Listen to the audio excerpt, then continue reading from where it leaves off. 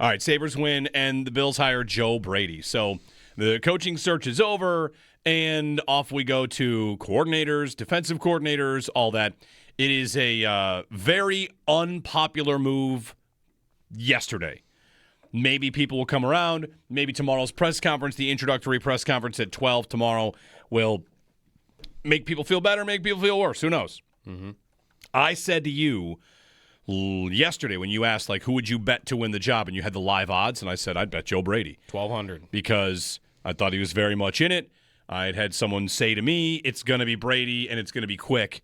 And I was so reluctant to believe that to be true that I kind of thought, I don't think so. I don't think so. Right. And sure enough, that source was correct. So trust your sources, even if they tell you things that you don't want to hear. Unbelievable. You don't want to hear it. I did not want to hear it. That said, whatever. We're going to take a lot of calls about Brady, about the Bills process. The reaction around the league is very much what you heard from Nick Wright and Colin Cowherd, which if you're confusing them, maybe you like that. But the reaction around the league is, Yep. Right? Yeah. Okay, I guess. I think there's a very easy thing to be upset with, and it's not even really, doesn't have to be controversial. Their process and how quick it went. Other teams are having multiple interviews. Yeah. The Bills. And have been doing it weeks longer than the Bills have. Like, their starting point was weeks The before Raiders the Bills are started. still going for weeks Right. and weeks and weeks. The Cardinals, maybe these teams are doing massive overhauls, and that's why they need more conversations. And maybe they're striking out on candidates that they might have wanted. Like the Browns, maybe, if Grant Udinski wanted to be their head coach, might have had a coach a week ago. That's right. Yeah. And the Browns are trying to keep Jim Schwartz as their defensive coordinator. Yeah. There might be factors, but the Bills' coaching search is rip through a bunch of interviews and be done. Right. One set of interviews. To everybody once. Joe Brady interviewed with the Ravens twice. And the Raiders twice. And sure. I think and maybe there's another one. At least those two. He did 2 interviews. And the Bills went through a bunch of interviews, got Rooney Rule compliant on Saturday, added a late Nate Shieldhouse interview. We're good. Brady. Yeah. And that doesn't sound like a thorough process to only have one interview per candidate, but maybe their interviews are longer. I guess I can't know the inner workings of that. It's kind of funny. Like, just listening yesterday, it was a full freak out from a lot of people, understandably, because I think what you wanted yesterday, or the day they hired their coach, you wanted to believe that things that they do will be different. And the only big criticism I would have of Joe Brady, and it's a fairly big one, is he is the only one where I am not allowed to be convinced that they will stop the nonsense game they've been playing at wide receiver. Mm-hmm. I have to wait. For 3 months, have to tell people they should take a receiver, and for 3 months, have people tell me, they won't. Mm-hmm. If Grant Udinski had the job, I'd be like, he just watched his team draft Travis Hunter 2nd overall and then traded for another one after having Brian Thomas Jr. And was in Minnesota before that, where they had Jefferson and a first-round pick on Jordan Addison, and you go down the list. And with Brady, I have a quote from him this season where he said guys aren't exactly running away from people in man coverage. Is that what he said? Yeah. Like guys aren't exactly getting open like that in the league, or some crazy thing like that. Like, what? I mean, it's the whole mentality under the umbrella of everybody eats that kind of died off in October, and they haven't used the phrase since and stopped working. Hopefully they tell him we're not going to really use that, because people are upset today. They'll come around. They always come around. They'll come around. But we're not going to say everybody eats anymore. No, again, they haven't really used it since October. Like, they stopped using it. So, yeah, I don't think this is going to go over well. I don't think it already has gone over very well. And to me, it dispels a lot of the things that the Bills tried to play in the press conference, that they were going to have a wide-open search. This was a wide-open look when you went through a less thorough search than every other team, and you landed on a guy that was in-house. It gives the appearance, at least, that, you were just doing that all to make it look like you were doing a real search, and then you were always just going to land on Joe Brady, unless he botched the interview somehow. You were going to land on You are required to do what they did. You can't just elevate a guy. Extent. You have to have a search. Right. So to have an open search, of course you're just going to talk to a couple candidates. If they didn't have to by league rule, would they have? had a search? No, maybe not. They might have just promoted Brady. That's the thing. Like, go ahead. Finish what you were saying. The other part of it that I think is unraveling is the idea that Sean McDermott was fired because of hitting the proverbial playoff wall and not because of some power play or some internal relationship that fell apart in the Bills front office and McDermott. Because if the playoff wall was the reason you got rid of the last coach, you are keeping someone who was a part of that. Yeah, a big part of it.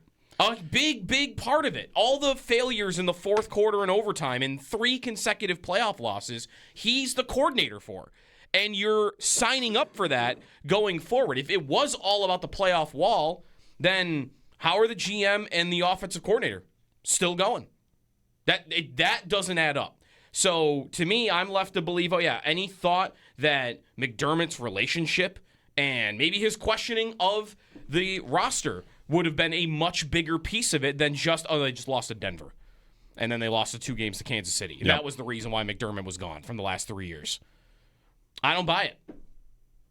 Doesn't make sense. And also the personnel part of it that you're seeing reported from Mike Garafolo or Ian Rappaport about how Joe Brady was aligned on personnel. The quote is the alignment is important between coaching and player personnel. He understood the relationship between that.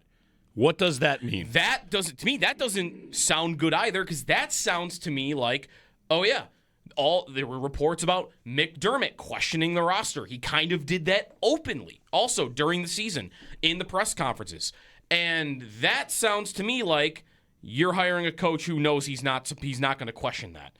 That it's not his place to say, oh, no, our roster isn't good enough. You leave that to the GM. And if he thinks the roster is good enough, then that's what goes. That's what it is, right? So to me, like, that lines up with a lot of the reasons we thought McDermott got fired, that they were trying to dispel in the press conference. And I think hiring Brady reinforces them. Yeah, it's a very scary idea. Not that this is the truth, but there is some belief. It's a scary idea that merely thinking your roster is not as good as the GM is a problem. The GM thinks it's a certain level of good. Sir, I do not think it's that good. I mean, he said it's a championship roster.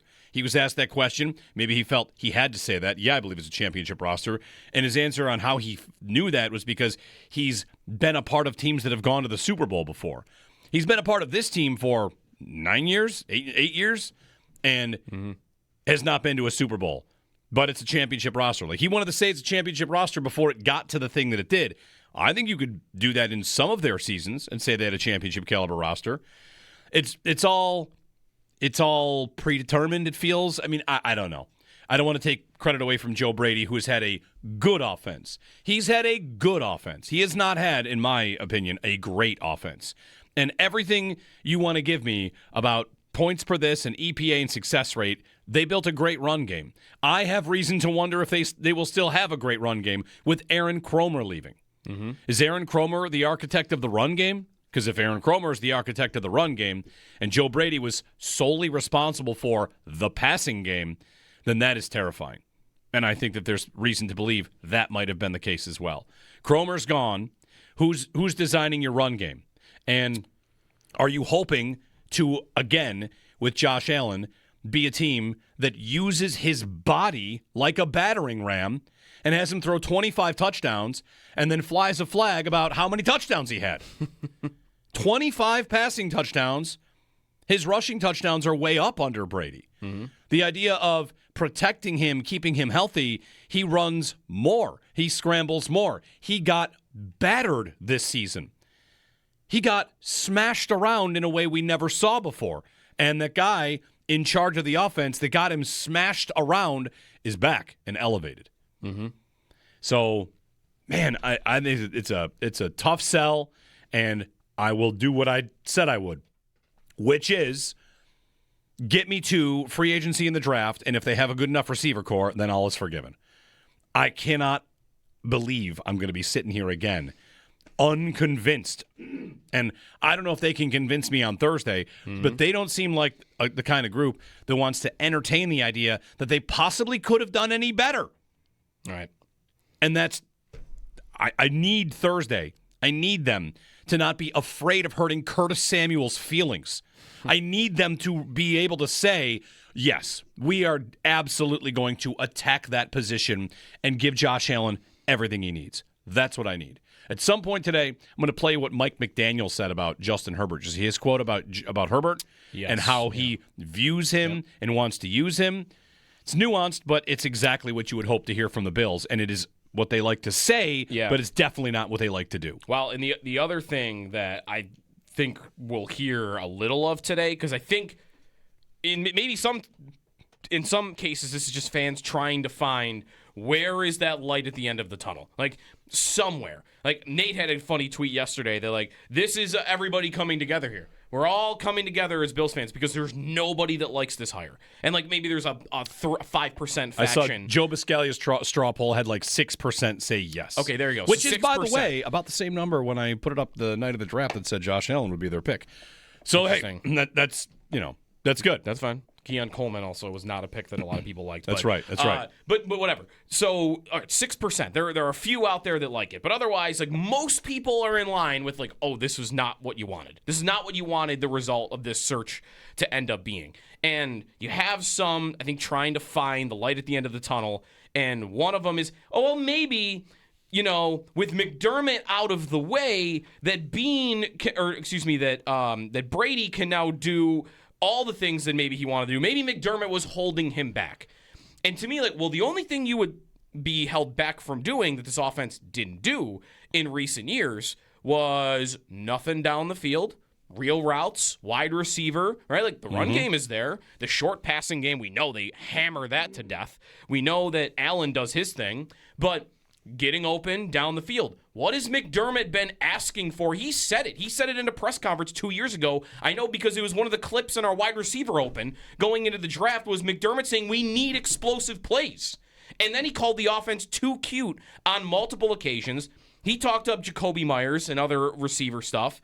So to me, like, it sounded like McDermott was the one that wanted the stuff that wasn't there, not, well, no, it's McDermott's fault that they didn't have that.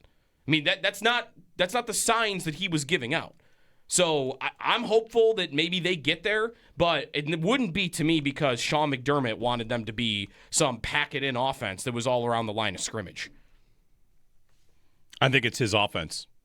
I think that's what it is. It's not McDermott holding them back. Brady's. Yeah, right, yep. I think it's Brady's offense. Maybe they'll evolve.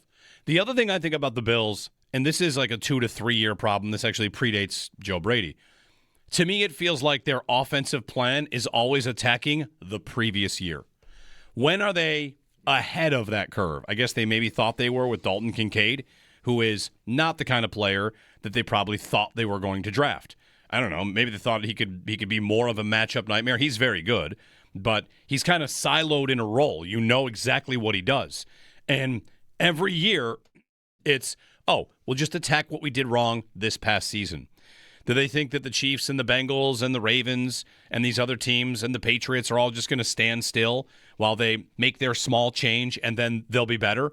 Because part of the wide receiver conversation for me, Joe, and this conversation about downfield passing is every offseason is an arms race. And I watch so many teams at least attempt to stock up while the Bills are just like, oh, no, we're fine. We're fine. The answer is always in-house. I saw there's a guy on Instagram, Buffalo Origin Story. Does a lot of funny stuff on Instagram. Yeah. I don't know his actual name. He's on with Del Reed sometimes in the Mafia Family Ties show, too. And he pointed out how often the answer for the Bills is already in the room, already in-house. I did see a joke made that like they only are able to call 716 numbers. Bobby Babich was, he's actually the guy that's going to be defensive coordinator when Leslie Frazier leaves. It turns out the answer is in-house. Okay. Receiver, somebody, who is it? Oh, Gabe Davis. Jordan Poyer, Jordan Phillips. The answer is always somebody they know. It's always somebody they know. Well, and on receiver, until Brandon Cook shows up, I guess. Well, on receiver too, though, like to me, it is twofold. It is one, you've got the GM bringing in mid-level receivers and spending a lot of money on them. So much money. Like $27 million on for a season of Curtis Samuel, Josh Palmer, and Elijah Moore. Like, let's throw some money at mid-level guys. But capable, right? They're veterans, and you would much rather draft them. It makes more sense for the salary cap. It makes more sense for upside and trying to find number 1 guys or even number 2 guys for the long term. But then you want to patch it together with these average veterans. They went that path. But what Brady then did with the average receivers is made them less capable than where they were the stop before. Yeah, everyone comes here to die. Josh Palmer, Curtis Samuel, and Elijah Moore, I looked up, in the season previous to the Bills, combined for 162 catches and 1,700 yards. It's not even that great. No. But it's capable. It's about 500 yards a guy. And in their first years in Buffalo, they combined for 62 receptions for 600 yards. Their production was cut in a third or in 2/3. And to me, that's the coaching. That's the structure of the offense. That's designing an offense that is built to run the ball first.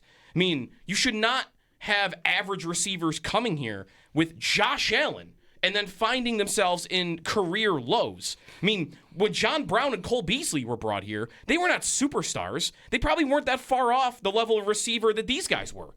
But what happened there? Same quarterback. They ascended. They became the best they had ever been. And to me, that's coaching. That's the structure of your offense.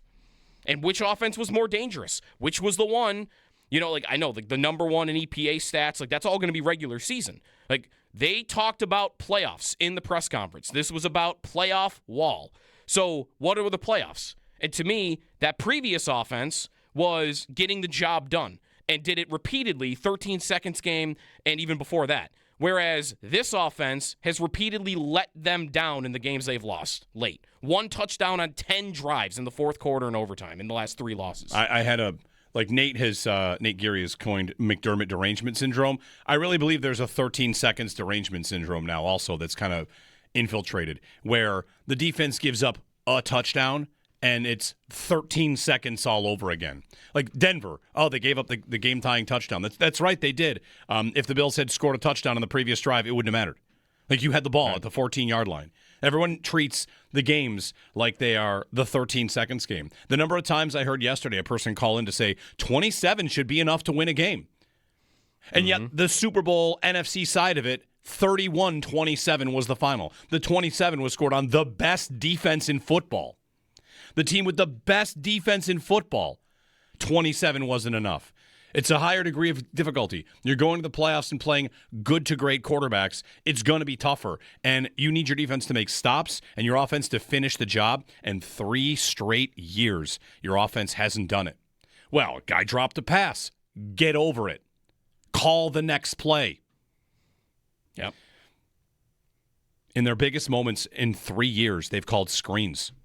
Yeah, right. Although the screen this year, 3rd and 8 to Shakir was a screen. Was a screen. And a touchdown wins the game for you. And Allen misses the throw a little bit there. Last year on a 3rd and 9 on the final drive, they called a screen to Amari Cooper.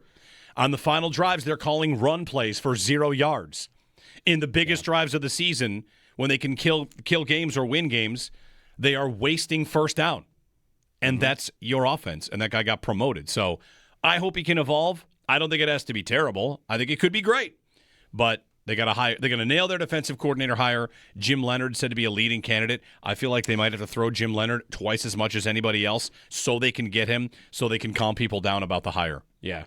Because the defensive that's getting some rave reviews. Oh, I only knew a little bit about him. I want to... It would be a massive change to what they do defensively. Very aggressive, man-heavy, multiple fronts. It would be an exotic defense in terms of what it does. Everybody likes the idea of him, though. They have to get him. Especially he's talking to Dallas. He's talking to a number of teams. If they don't get him and they just roll back with Bobby Babich, it's going to get worse in terms of how people view the offseason. Mark in Buffalo. Mark, good morning. Hey, good morning. First time, long time. Enjoy my ride to work. First of all, Sabres, just wow. Wow, wow, wow. Anyway, I have been in the Dable and Kubiak camp since this has started. And my first question going to Kubiak would be, other teams have already been able to interview him. My first question is, and I'll go through these quick and then I'll hang up and listen. Why can't the Bills? Why didn't the Bills not know? They can't. They were not allowed to. Yeah, they couldn't until February 9th. The rules of when they fired their coach, you cannot have your first interview be after when the Bills did. So they were by rule not allowed to. Okay, so that's fine. So my question then would be do you think it possibly trickles down, maybe even like a gentleman's agreement, that it gets down to people in Buffalo, the head, whoever, listen, Kubiak is going to take the Raiders job, or Kubiak is not interested in coming to the Bills, and we find that out through backdoor channels. Very possible. And yes. Very, very, I very. mean, these are questions. These are questions that we're never going to know, right? We'll never know the answers to these questions. But these are the things that I think about. Like, we don't even get a chance to talk to the guy. So that was my main point on that. And then just on the Brady hire, if the Bills do not get some one or two top-tier offensive players for Josh and around Josh, this will be the same Bills going forward. Thanks for taking my call, and appreciate you guys. Thank you. Thanks, Mark. Yeah, it's that we'll get some more calls and a break. And I would say it's not even that they have to do it. I'm not even sure that they want to. And that's the problem that I have. If they decide to, they don't even try to do it. I guess Keon Coleman is a try. But it's one swing. Coleman is one swing, and the guy that wanted him, that lobbied for him, famously in the press conference, the coaching staff wanted him. Who do you think that was? That's the guy that's now the head coach. Why did he want him? Because he blocks? That's just rough. It was one swing, and you left the batter's box. One swing in the top 100 picks in the entire tenure of the GM to try to grow a receiver. One pick in the top 100 picks of your entire tenure as a GM, the one swing, and we were told at the press conference you didn't even want to, the coaching staff did, and the coach that did it or wanted it mostly is presumed, I would think, to be now the head coach. Yeah. Well, just try. Everyone wants to tell me, what about Romeo Dobbs? No $12 million guy to just come in and be a guy. No. Which is why I'm hereby announcing in every future Bills wide receiver tweet going forward, I'll be tagging Joe Brady in it. I noticed that. One thing is different. You can now tweet at the Bills head coach. Yeah. I don't know if he's ever going to go on Twitter again, but you can tweet at him. Be nice. He's a nice guy. We talked to him at training camp a couple years in a row now. He is a Florida Panthers fan. He is a Florida Panthers fan. Which is fine. He's from there. Oh, team out of the playoffs? Can't relate, Joe. Sorry. I was going to say, what are we worried about? He's a fan of a worse hockey team. I think that point, though, about that's my optimism, too. It's just they do take a swing or two or three at wide receiver this summer, and they nail it. They just, even by luck, a chance, just because you swung at it. You get a couple of guys, rookies hopefully, that are productive and are able to give you an element of your offense that you have not had in the last 2 years.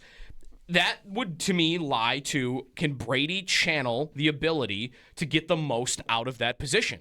Because he has the LSU background. We can do whatever you want with that. You might sit there and say he had Justin Jefferson and Jamar Chase.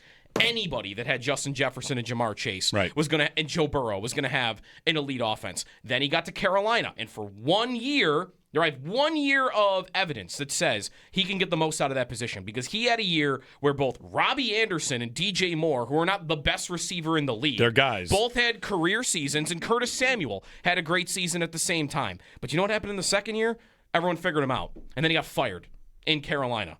So I got 1 year of sample size that says he was able to do it at that position. So I hope he's able to. You got to take the swings first, and then he needs to do better with that position than what he's done with even the average level guys that he's had a chance to get something out of and hasn't. 803-0550. Your reaction. We'll talk with Sal at 7 o'clock. The press conference is tomorrow at noon. We'll hear from the Bills head coach. Will Brandon Beane be up there again? I would hope so. I would think so. Lots of questions for him about this. And Joe Brady has been announced as the Bills' next head coach. Coach Watch lasted 9 days. 8 days. Really, 8 days. 8 days. 8 days. How long did the Sean McDermott hiring process go? Ooh, good question. A lot longer, right? Maybe. I don't remember as many candidates, but I don't know. I mean, Rex was fired in the middle of the season, too. True. Tough. By the way, there was one game. There's also a point I thought of that, which is, if they had thought Joe Brady was head coach material, and whatever, I guess we'll get to this later, but this wasn't a plan going in. This is their plan once Pagula claims he just snapped his fingers and said, like, now's the time. If they decided now's the time in October, you would have 2 months of Joe Brady as your head coach and see, like, what's this look like, and have another playoff game. And then we all could have looked at the process, like, we're going to go out there and look, and now we think it's Joe Brady that's going to keep the job. We've actually seen him coach for 2 months. That looks good to us because you have an interim coach. But I don't know. It's not I know Bills Mafia is not all that pleased with it. And I regret to inform everyone I'm just going to sit and talk about receiver again. But at least everyone's with – at least this time everyone is on board, except maybe the coach and the GM. We'll have to find out about that. 803-0550 on WGR.